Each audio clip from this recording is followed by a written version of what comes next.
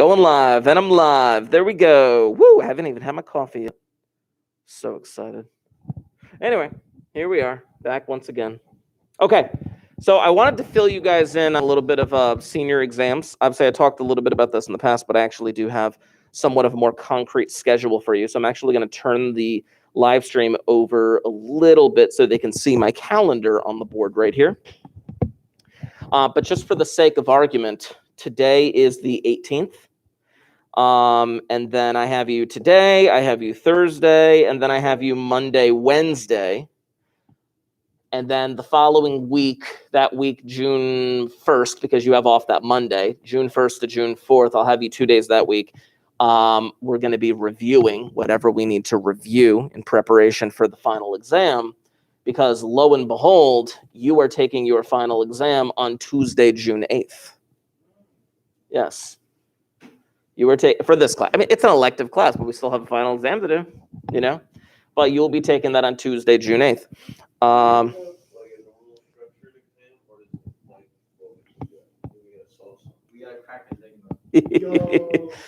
Here's the nuts and bolts of what the final exam will be about. It'll be a series of problems in which I ask you to either encode or decode certain things. But it will be a variety of ways. For example, I might just give you a code and say, hey, decode this using this algorithm, this key. Or I might give you this other code and I might give you limited information, and maybe you have to figure out what algorithm it is that you have to do. You know, maybe it is just frequency analysis. Maybe it is I just have to put them in a columnar. Maybe it is a Playfair. I don't know. We'll see. But it's that kind of thing, basically. You'll see. You'll have time to do it. And obviously, you'll be on your computers to get that thing done as well, you know. So you do have the resources to kind of get that thing done, which is what any good code breaker actually has. They have the resources to get this thing done. And of course, even if you want to use Excel to help you, which is what we're going to be mainly focusing on today, because I have something in store. It's going to be amazing. It's going to be amazing. I'm so excited. Anywho, but yeah, you guys had an assessment due for me.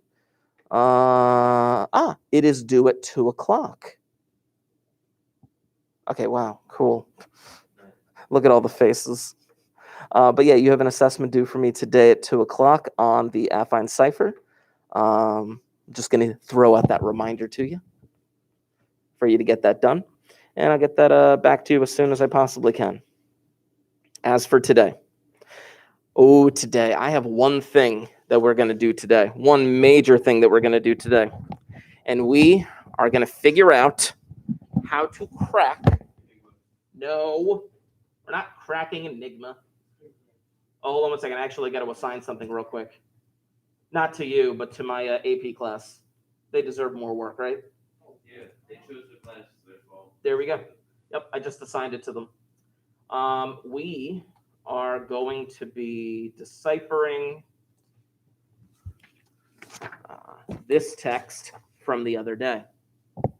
We are going to decipher this entire thing, and we're going to figure out how to use Excel to get this thing done. It's going to be amazing. I have something that I want to send to you. You need your Chromebooks open, obviously, and you need to open this thing up on your Chromebook. Unfortunately, I can't, well, I mean, through Google Classroom, it's easier for me to send a Google Sheet. We can still use Google Sheets. Google Sheets will do most of the same stuff that Excel will do, but we're just going to transition to Google Sheets for this one. So let me go over here. I have this example that I just posted to you all, and it should look something like this. Now, what I'm going to ask, because I think that when I posted this to you, do you have the ability to view it? I think you just have the ability to view it. I hope you don't have the ability to edit it. View only? Good. Okay. What I need you to do is I need you to open that, and I need you to make a copy for yourself. I need you to make a copy for yourself. So if you go to File and you click Make a Copy, you'll be able to make a copy that you yourself can edit and I can walk you through exactly what I've created because I have created a masterpiece. A masterpiece. It is so amazing what I've created here. But definitely make a copy for yourself. And I'll give you a few moments to kind of get that done so I can walk you through exactly what I have in store for you. It's going to be so amazing. No, dude, I only had 1 cup of coffee yesterday. I've had 0 cups of coffee today. No, I haven't actually yet. I've only boiled the water. That's all I've done. I'm hyped all the time.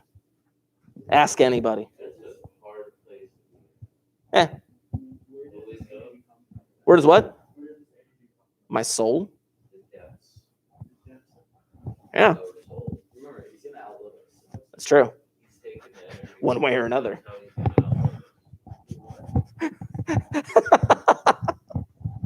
He just got scared that I'm going to hunt him down.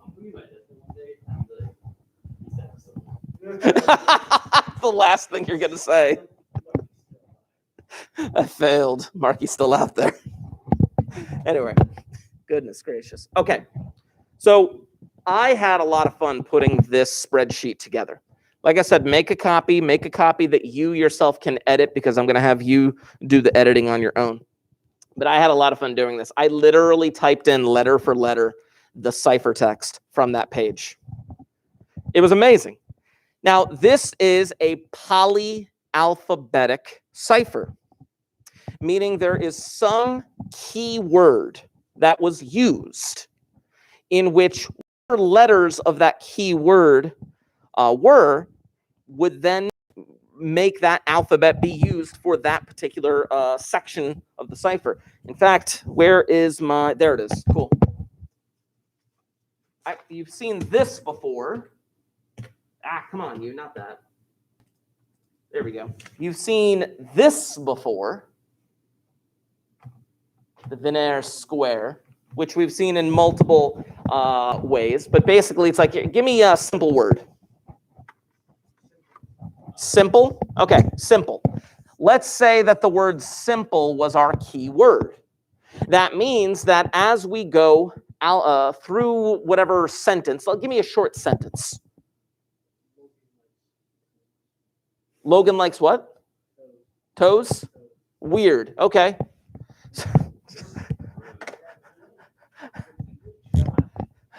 So,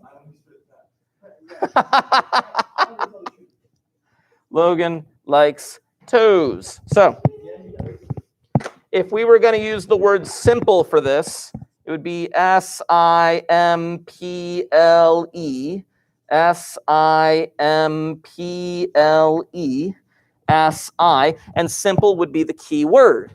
And so with this polyalphabetic cipher, we would take the letter L in the word Logan, and we would go down to the S row of this particular square. And we would say, okay, well, an L would then correspond to a D. And then we would go to the I row. And you can see how kind of tedious this becomes. But then you go to the I row, and we have to cipher an O. Ciphering that O would make it a W, and then it would go from there. It's a polyalphabetic cipher. And in the word simple, we would actually be using 6 different rows in order to get this thing done. The keyword would be 6 letters long. Now, based on our investigation, based on our, what does this say? Oh no, Josh eats earwax. Anyway, back to this.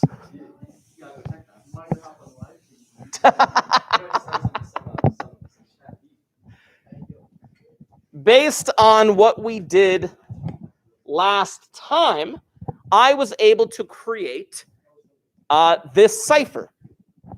Now, again, I typed out every letter of this thing. I had a lot of fun doing it, double checking, making sure everything worked. I really hope there are no typos. I don't think there are any typos, but we'll see what happens. But if you see what I highlighted in yellow, that's what we were able to identify.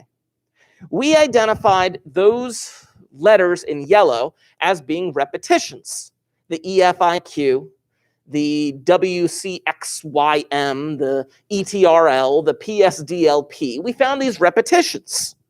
Now, if you notice at the bottom, I have some tabs here. Click on the one that says pattern analysis. This is what we did last time. We figured out, basically, based on those patterns. Let me zoom in a bit, actually. I mean, obviously, you have these in front of you. How do I zoom in here? It's not letting me. Why it's not letting me? Zoom in. There we go. Good. We were able to figure out these repetitions of strings of code and how far they were spaced from each other. The EFIQ was spaced 95 letters apart. The PSDLP from the first letter to the beginning of the repetition was only 5. The WCXYM was 20. The ETRL was 120. And I listed all of the factors of those distances. Now, obviously, they all had 5 in common. I highlighted them in red, which indicates to us that the key word should be 5 letters long. Now, knowing that it is 5 letters long, I went a bit deeper into this. I went a bit deeper. I went a bit... Oh,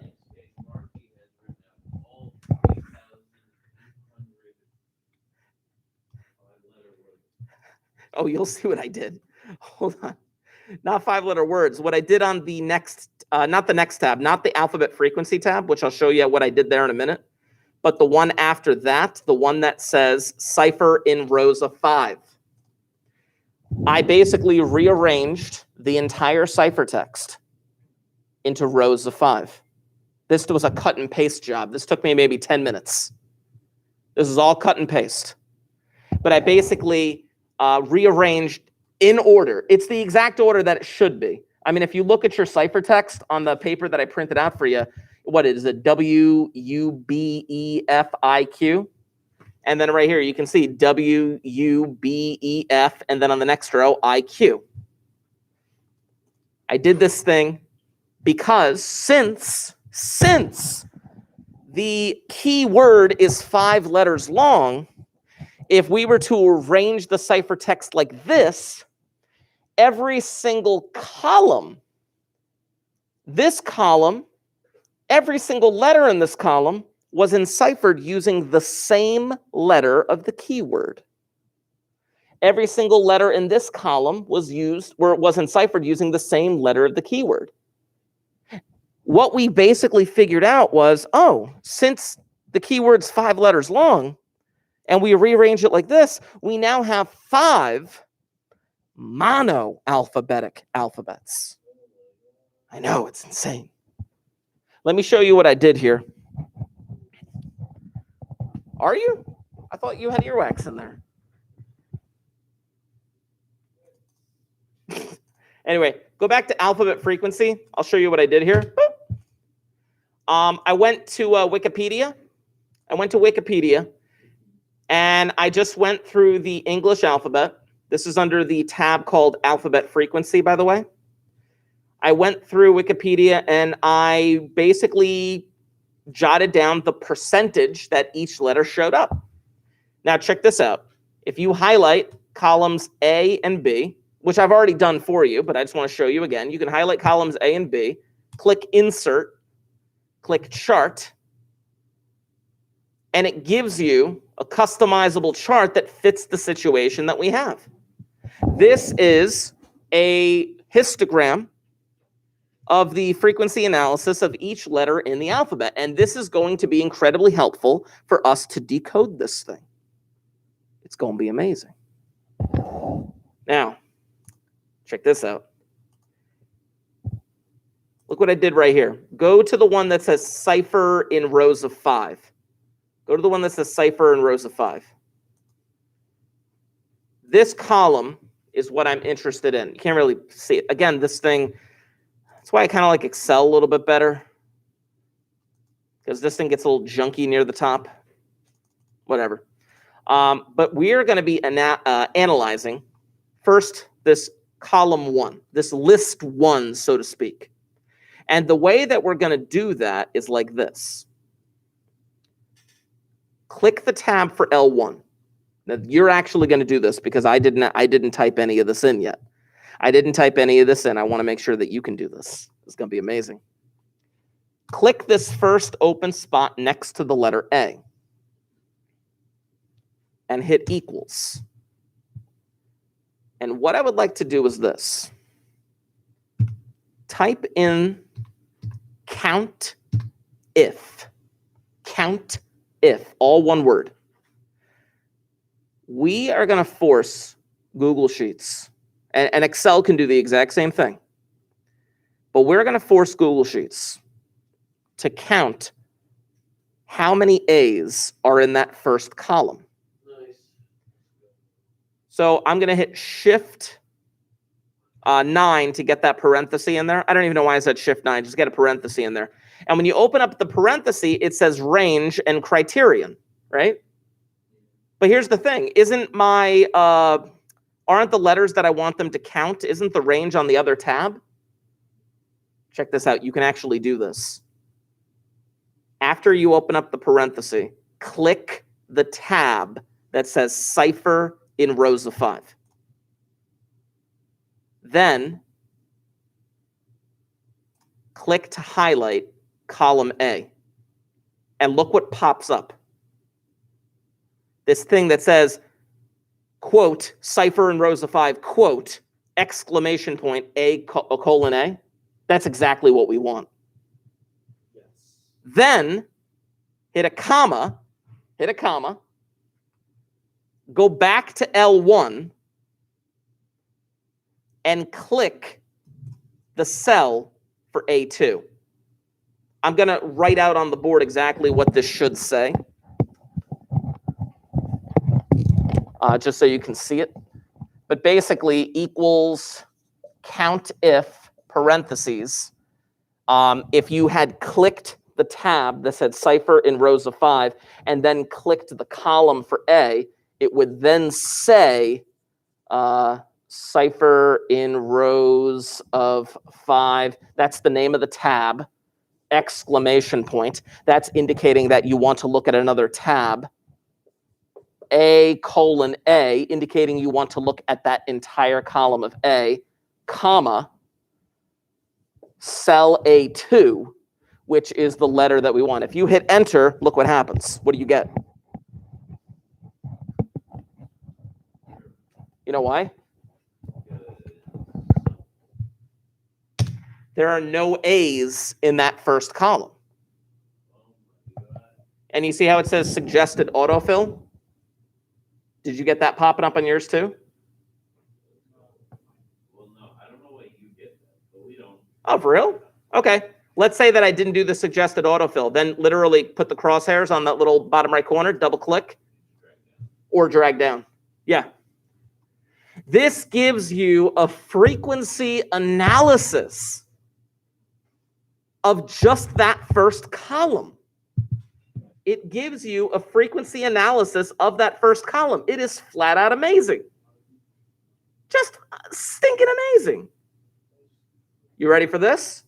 You know what? Hold on. Wait, just stop. We're good now. Wait. You ready for this? I'm going to have you do this without me, and then I'll do it after you. I want you to highlight columns A and B. Then click Insert Chart.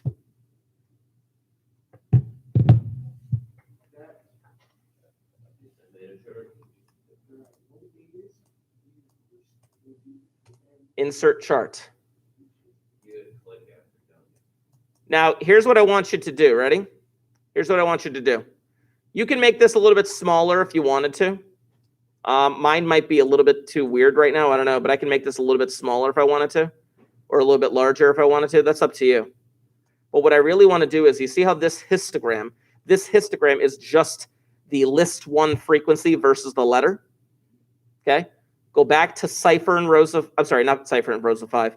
Go back to alphabet frequency. Click the chart. Do you know the commands for just like copying it over? Yeah, Control C. Control C, Control C to copy it, go back to L1 and paste it. You know how to paste it? Control V.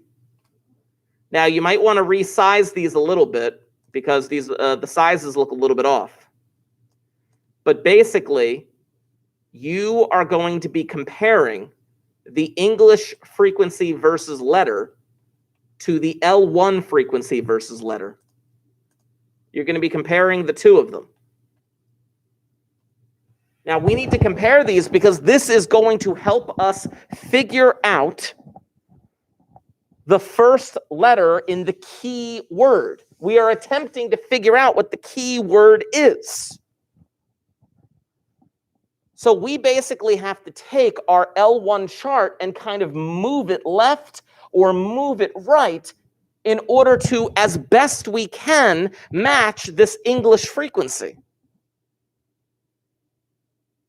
Any ideas?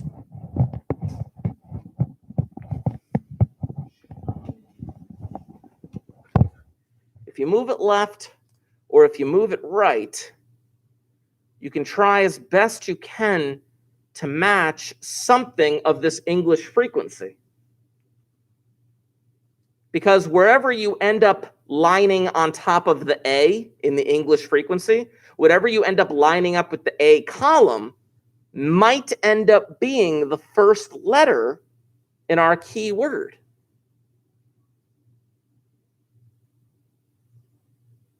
I'm going to visually show you this just so I can get you guys started on it. But look what I got right up here. This is the best that I can get it. This is the best visual that I can get this thing to be. Check this out. My reference is this.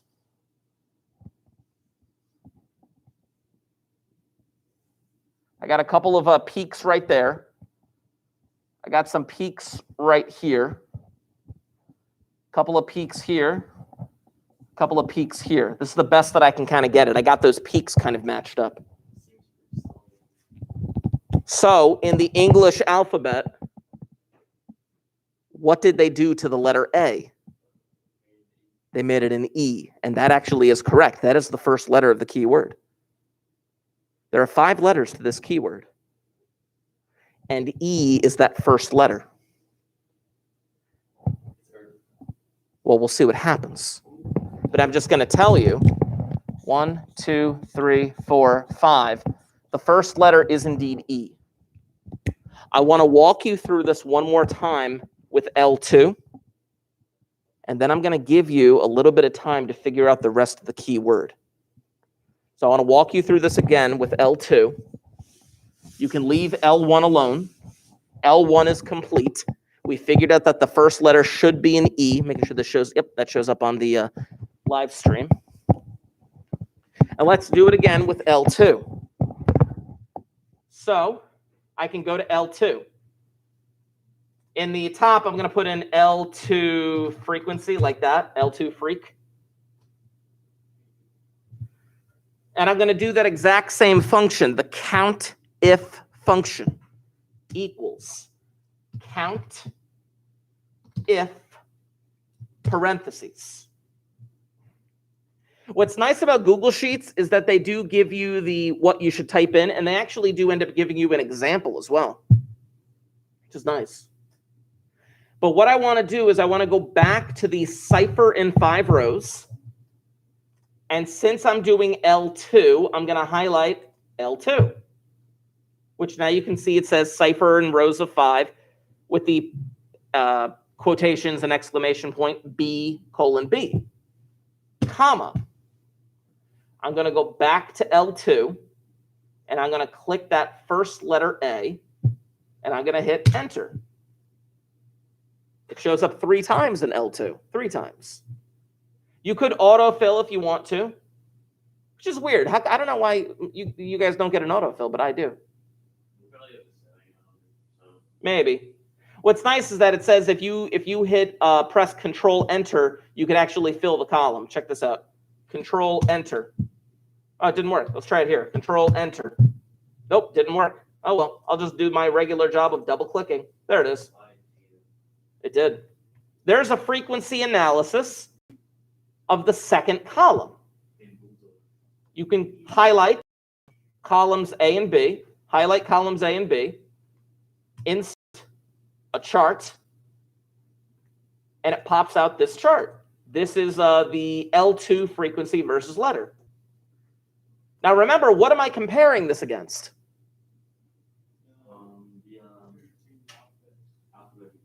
Yeah, the alphabet frequency. That's the English alphabet. That's what I got from Wikipedia. So I'm going to click that again. I'm going to copy it. I'm going to go over to L2 and I'm going to paste it.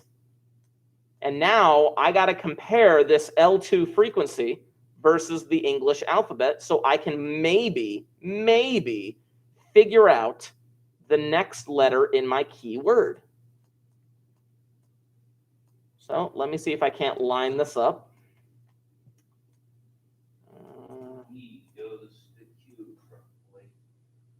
Well, we don't know. I mean, you're just trying to figure out, let's just figure out where A is going. If we figure out where A is going, like if you line up all the Q's to where, like, oh, I'm sorry, you said Q was going to what? E. So, okay, let me try that first. Move this over like this, put this on top here. I can see that. Yeah, I can totally see that. Yeah, I can totally see that. Yeah. Hold on. He's saying that, check this out. You notice that the Q had the huge column, and obviously E is the biggest column here. Now, that doesn't always work one for one, but the E definitely matches the Q, and then this one matches this, and then, again, you got a couple here and a couple here. You got a couple here and a couple here. Yeah, it lines up. So from the English alphabet, what was A ciphered to? An M, which, by the way, that actually is the second letter in the keyword. That is the second letter. That is the second letter. So I'm going to give you a little bit of time. I want you to go throughout this process with L3, L4, and L5, and you're going to figure out the keyword. And once you figure out the keyword, I'm going to show you how you can, again, use Google Sheets to get this thing done for you. So take a little time. Let's get them done. No, I want you to figure out the rest of the keyword. I mean, what are we making Google Sheets figure out? Oh, we are eventually going to have Google Sheets decipher that entire text, but we can't do it without the keyword. Your job right now is to get the rest of the keyword.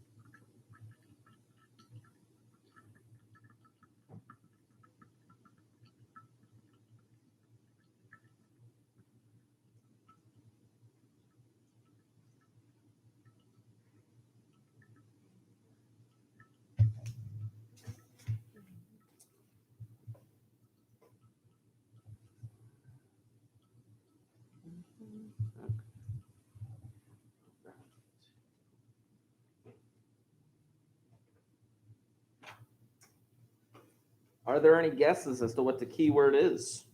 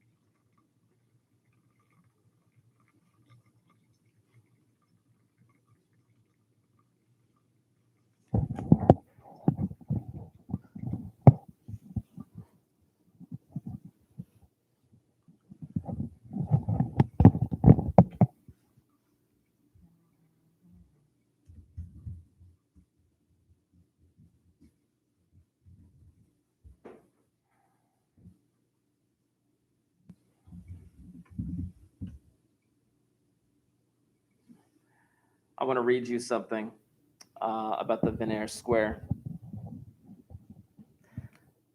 First described in 1553.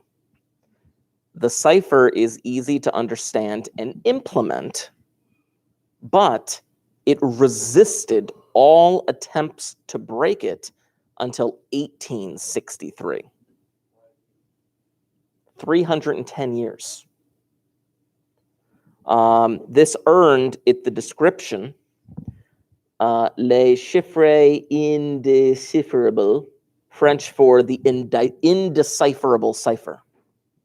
Many people have tried to implement encryption schemes that are essentially Vigenere ciphers. In 1863, a codebreaker by the name of Kaczynski was the first to publish a general method of deciphering Vigenere ciphers. Over 300 years, this thing was considered the unbreakable cipher. Actually, it was that guy, Kaczynski, and actually another guy by the name of Charles Babbage that actually aided in breaking it, but Charles Babbage hasn't been given as much credit as other people. For some reason. Maybe. Something along those lines. Let me take you through what you could have done. Let me go to L3. It is Emily. No, this is not my cipher. My daughter's name is Eloise. Yeah. L3 frequency. Let's see. I'd go equals ciphers and rows of 5. I'd click L3, comma, go back to L3, click that A. Oop, no, not that one. That one. There we go. Boom. I had an error. What happened to my error? Oh, I didn't do count if. Count if parentheses. There it is. Double click. Bring that whole thing down. Highlight the rows. Insert a chart. There is the frequency for L3. Bring that up here. Let me go back to the alphabet frequency and copy this chart again. Go back to L3 and paste it. Now, some of the things that I would look for, obviously there is a large a large amount of M's in this one. I mean, we could, if we wanted to, line it up over the E again to see what happens.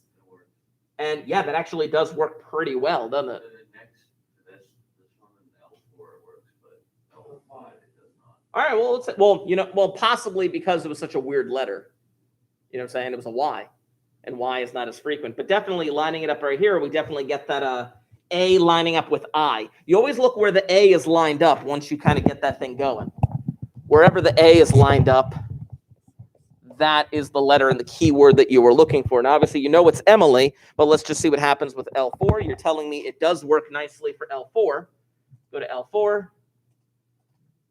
L4 frequency, let's see, equals count if, cipher in rows of 5, L4, comma, this letter A. Let's fill that whole thing in. Let's insert a chart. Actually, you know what? I don't think I have to copy and paste anymore. You know why? I think that if I just paste it again, it'll just do another duplicate. There it is. That's kind of nice because I didn't copy anything else, right? That's cool. And then we're trying to line this thing up. Okay, hold on. There we go. If I line up the highest 2 letters, like, you know, you say, like, could that potentially work? Oh, yeah, totally. This works. Look at the NO and the YZ and the HI and the ST. They're almost like matching each other perfectly. So, yeah, A goes to L. Definitely, you got a EMIL. Could have been a meal. But obviously, it was Emily. Let's see what happens with the last one. If you do that, you get C. Well, let's just see what happens. Well, that's true, but let's just check the rest of the pattern, right? Let's go L5 frequency. Now, mind you, when they cracked this in 1863, do you really think they had this type of technology? No, clearly not. But they were still able to do something like this just through painstaking time spent. So messed up. Equals count if parentheses row 5, comma, this letter A, enter, double click to bring that thing down, highlight, insert chart, boom. There's that chart. Let me resize that, make it a little bit smaller. Post, or not post, copy, paste, whatever. And let me line these up kinda first. There we go, cool. And let's see. Yeah, if we do line up this here. Oh, wait. Dude, it does work. No, it does work. You know why? Look. It does actually work. It's just nothing's wrapping around. Didn't you line up the E and the C right here? Yeah. Well, then here's the B and the A. And these 2 letters don't have anything to go with it, but if you wrap around the other side, Z and Y. Emily. It wraps around. You didn't know the alphabet could wrap around? Well, I mean, Modular arithmetic. Anyway, yeah. But it does actually work in this case. Now, obviously, if you do have that peak, you can't just always be like, well, let me put the peak on E. That might not be the case. You know? You guys ever see that movie V for Vendetta? Yeah, there's this like long speech that he says at the beginning that has like every other word starts with like the letter V. You know what I'm saying? And if that were our plain text, then man, this frequency analysis would really be messed up, wouldn't it? V for Vendetta speech. Hold on. Here we go. The only verdict is vengeance, a vendetta held as a votive, not in vain, for the value and veracity of such shall one day vindicate the vigilant and the virtuous. Verily, this, whatever that word is, of verbiage veers most verbose. Let me simply add that it is my very good honor to meet you, and you may call me V. That's the thing. If that were our text, man, that would be screwed up for frequency analysis. Yeah. So we have the word Emily. Now what do we do with it? Yeah. Let us go back to the tab that says Cipher in rows of 5. This is where we're going to be doing most of our work. Basically, whatever the plain text was, they lined up the plain text and they put the word or the name Emily over the top and repeated the word Emily over and over and over again. The first letter, the 6th letter, the 11th letter, the 16th letter, the 21st letter, all of these letters were encrypted using a Caesar shift from A to E. That's all it was done. That is the polyalphabetic Vigenere square. All it is 5 different, in this case, 5 different Caesar shifts. So, whatever this W is, we have to go back and convert it back to what it's supposed to be based on the shift of E. Well, hold on. There's W. The shift of E is worth 4.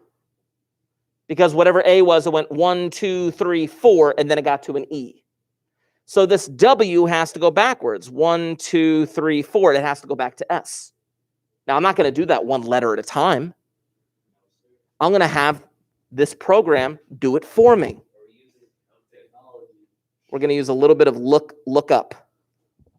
We're going to use a bunch of lookup. So check this junk out.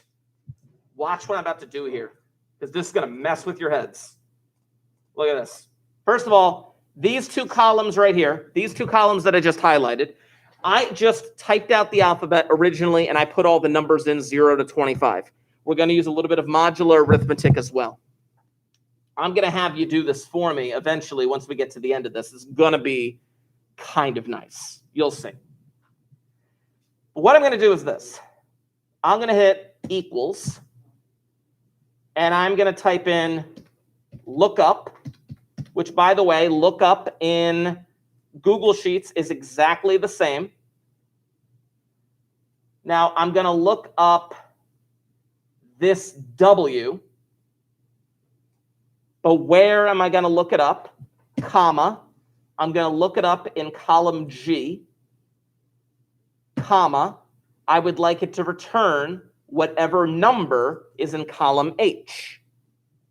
That is what we did the other day. You look up that W in column G, and I want you to return the number in column H. And it gets me a 22. And we knew that. We knew it was going to get me a 22. Now, because the first letter in our keyword is an E, according to this numerical code right here, shifted it down 4. So we have to shift it back 4, don't we? So how do we shift the 22 back 4? This is a pre-algebra problem. How do you shift anything back 4? You subtract it. So what now? This is going to get a little dicey. Check this out. Ready? I'm going to go into the formula of lookup. Now, you see how lookup, the parentheses are closed? At the very end of it, just hit -4. Hit enter, and that 22 will change to an 18. And now we know that 18 is an S, but don't do anything just yet. We have to add one more thing to this. What happens if I do something like, I don't know, 0 minus 4? What's -4 as a letter? Nothing. But it's actually negative, or it's actually W.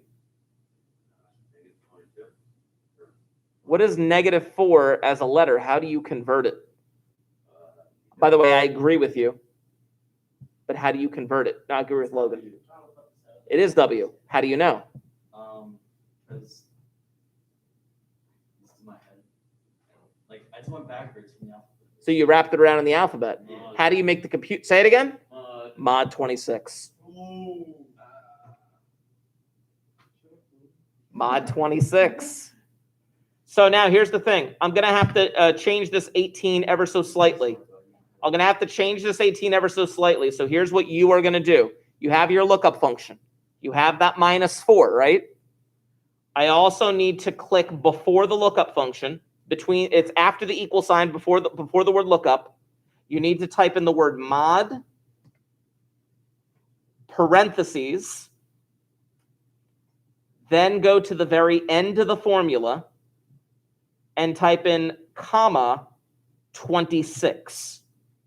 I'll write on the board exactly what this is supposed to be. It's going to end up looking like, I'll do this actually in black, you see a little bit easier here. Oh no, everything's falling and breaking. My heart is breaking. Oh, that was an E. I don't know what direction that E is supposed to be now. Oh well. I'll figure it out when I change the month. When's the next time there'll be an E in the month? Well, will it be September? Yeah, because June would be JUN, and then August would be AUG, and then September would be SEP. So we won't have to worry about it till September.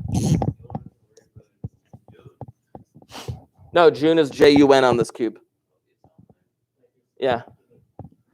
Mod parentheses, look up parentheses, A2, comma, GG, comma, HH, parentheses, -4, comma, 26, parentheses. Now, what this does, this lookup function, what this lookup function will do will basically take that W and look up what number it is, which is 22, and it will subtract 4, which will make it 18. Which is good, which is nice. But then that mod will mod at 26 just in case. It won't change the 18, but it may help us with other numbers down the line. So I'm going to hit enter and double click that sucker. Boom. Oh, it's not working because I actually have to click and drag. You actually got to click and drag down here to the end of the cipher. It has to do with adjacent columns, but whatever. We'll be able to do it with the next one. Now this is, I'm going to put up top, this is L1, right? I'm going to do the same thing with L2.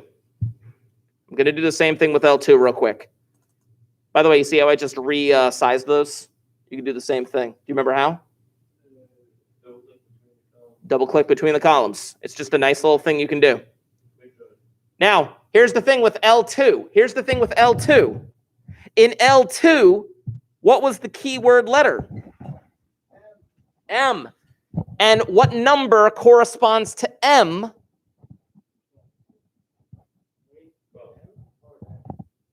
M, it's 12. Remember, N is always 13. N is always 13, so M would be 12. Which means that when they did this polyalphabetic cipher, instead of adding 4, they added 12, which means that we have to subtract 12. Now watch this. I'm going to make this so easy for you. I'm going to make this so stinking easy for you. You ready? Go over to the 18, copy, go over to the L2 and the thing next to it, paste. Oh. You know what happened? I know exactly what happened. It is B2 already. Look at the formula. You know what changed? Yeah, the columns that they looked at. I'm going to teach you a trick. You ready for a trick? In Excel and in Google Sheets, there is a problem with cutting and pasting formulas, where when you cut and paste formulas, the locations that you get this information from actually shift over with where you're cutting and pasting. For example, if I cut and paste over one column to the right, they changed G and H to H and I.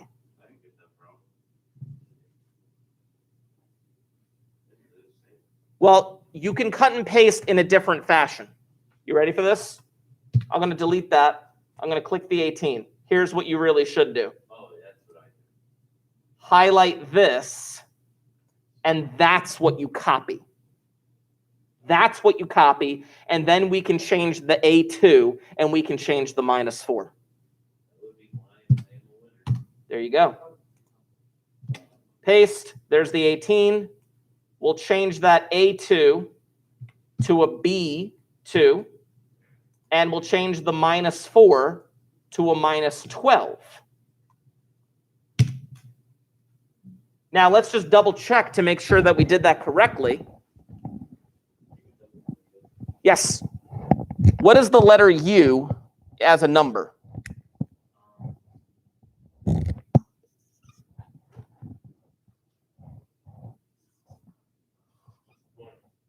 Is it 20? Okay. -12 is 8, right? What is 8 as a letter? I. So just for the sake of argument, that's what they did right there. We subtracted 12. Oh, yeah, it already gave us the 8. So we're good there. Double click that sucker.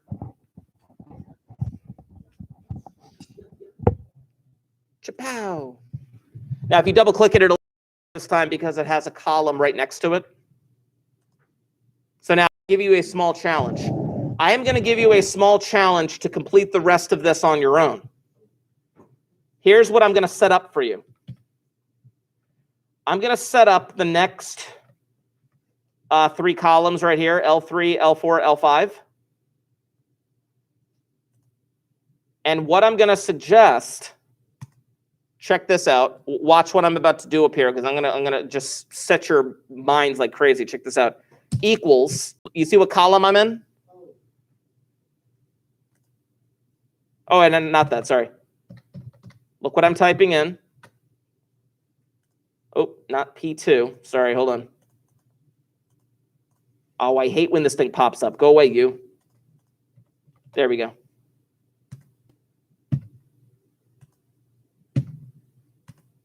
Look what I just typed in. What am I doing to that 18? And it should be the letter S. So here's what I want you to do. I give you a small challenge. First of all, complete the calculations for L3, L4, L5 to get the plain text number. Remember what Emily actually does when you are going backwards.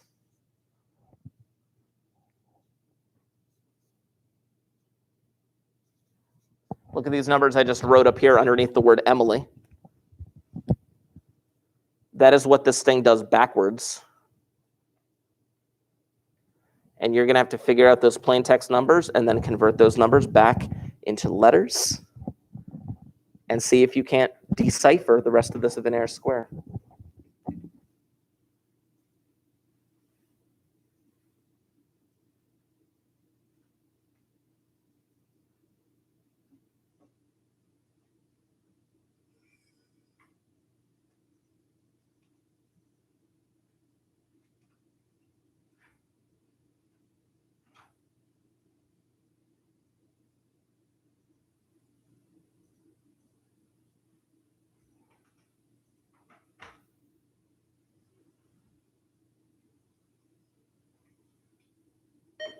That's not us.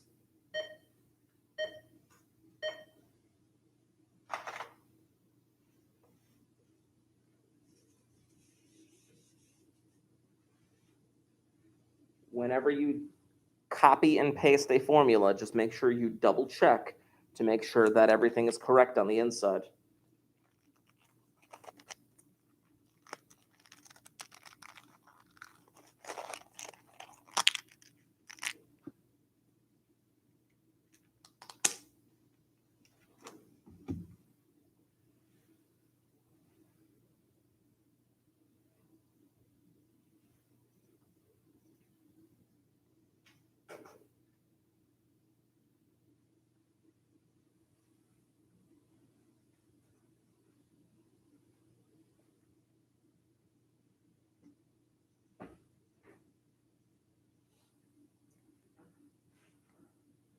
think you said you're taking computer programming, right? Is anyone else taking computer programming?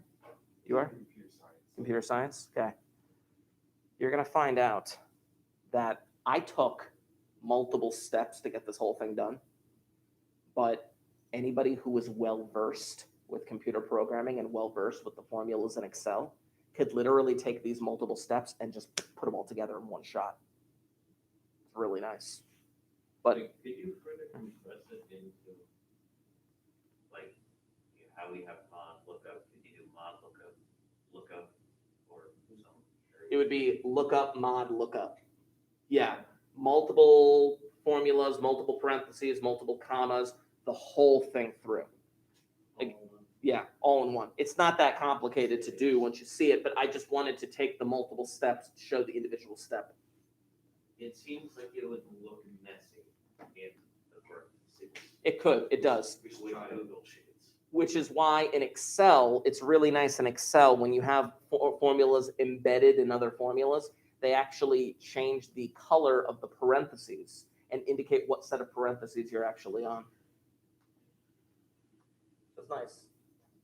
You should try it. You totally could if you want. Absolutely. Like I said, I mean, that's what I do with my fantasy football data. It's like 15 formulas all wrapped up into one. Pulling from multiple sheets.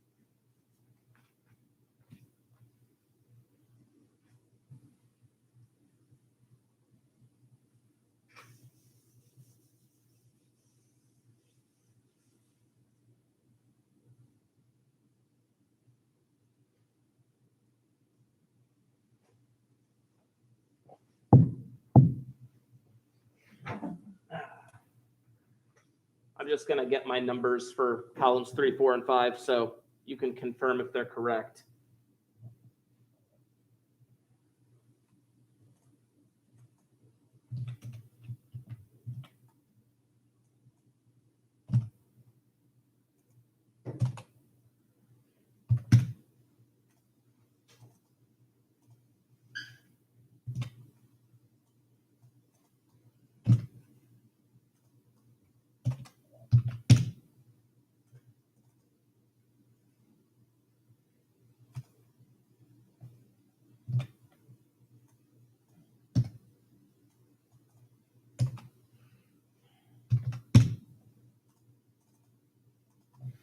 Those are the numbers that I got.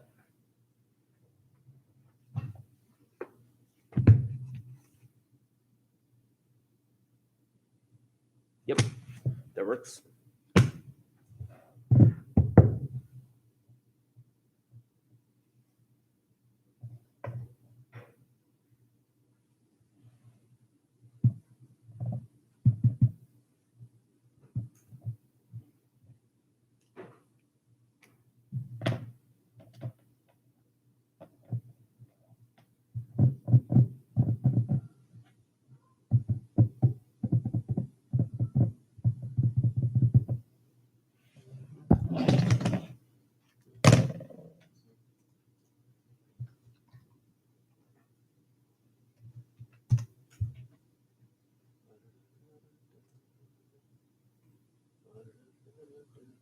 Skip to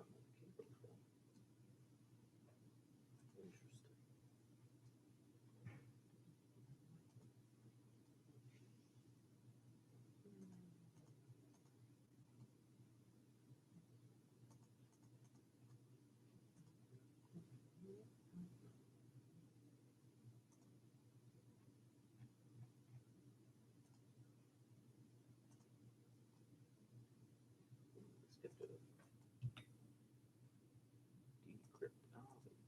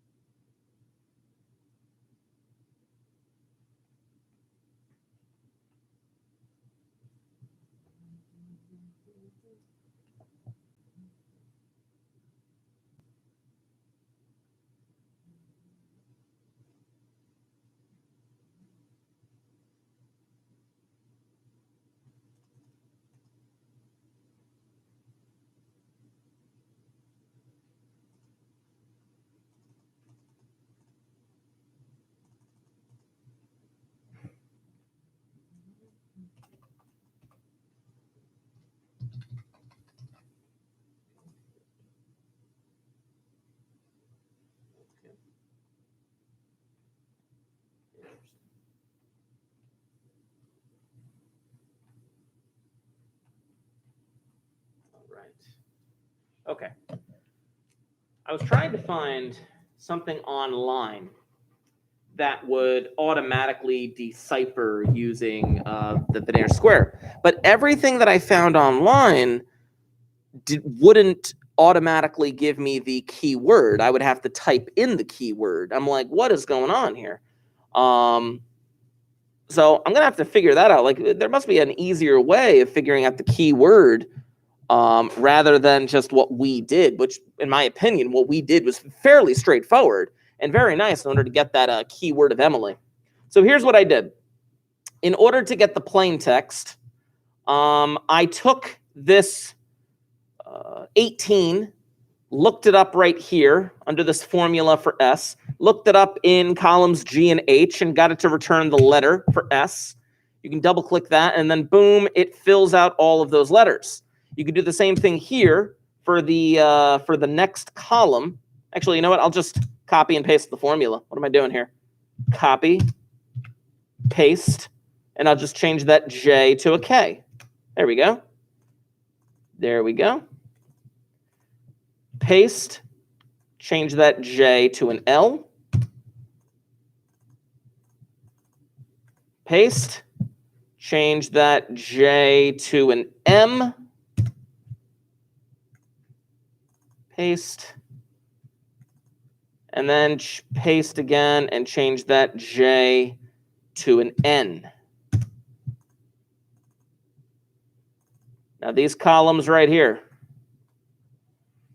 Here's the actual translated thing, and you can go down and actually please double check this for me because I need to make sure that I typed in all of the original letters correctly. If we did this correctly, then I should have the following text, and please scroll down with me so that I know that I have the right thing here. It should say, "Sit thee down and have no shame, cheek by jowl and knee by knee." Yeah, jowl and knee by knee. So far, I know I'm correct. What care I for any name? What for order or degree? So far, so good? Sweet. What row are you guys on?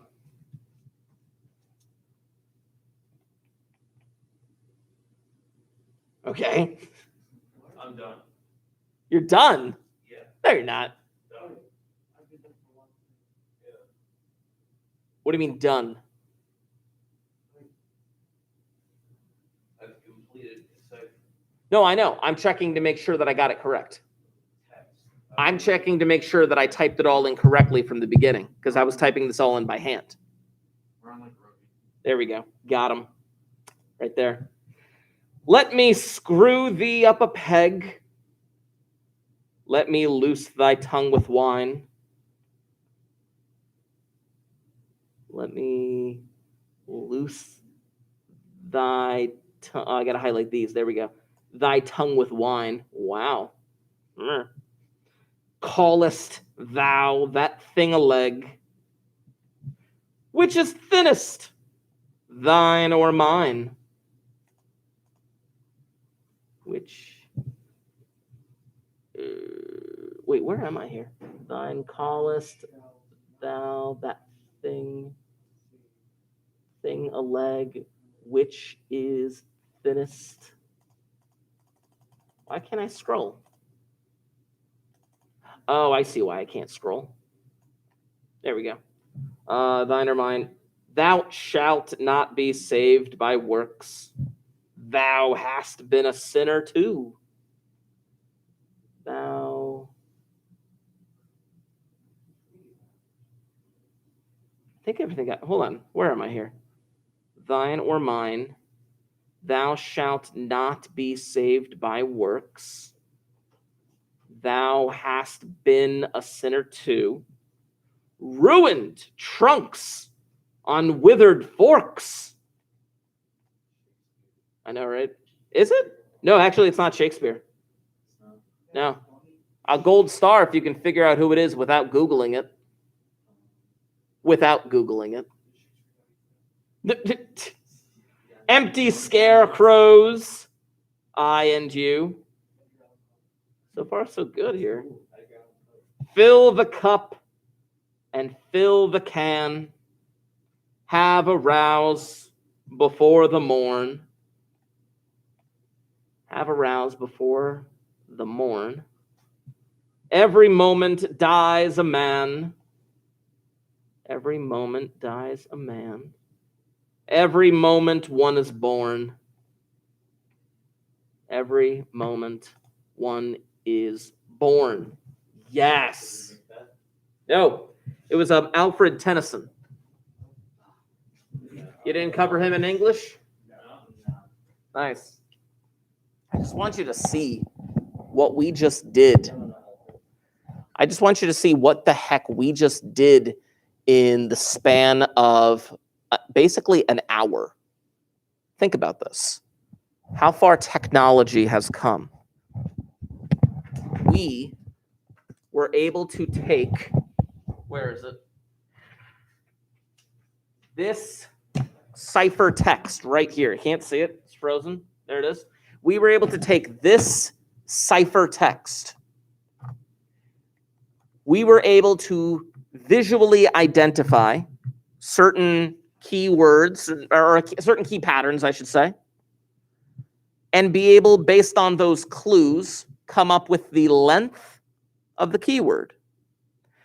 Then, based on the length of the keyword, we were able to rearrange all of this stuff into these columns right here on the far left. Based on that, knowing that's a Vigenere square, we were able to do a frequency analysis on all 5 columns, creating those graphs, comparing them to the plain text alphabet to come up with the keyword of Emily.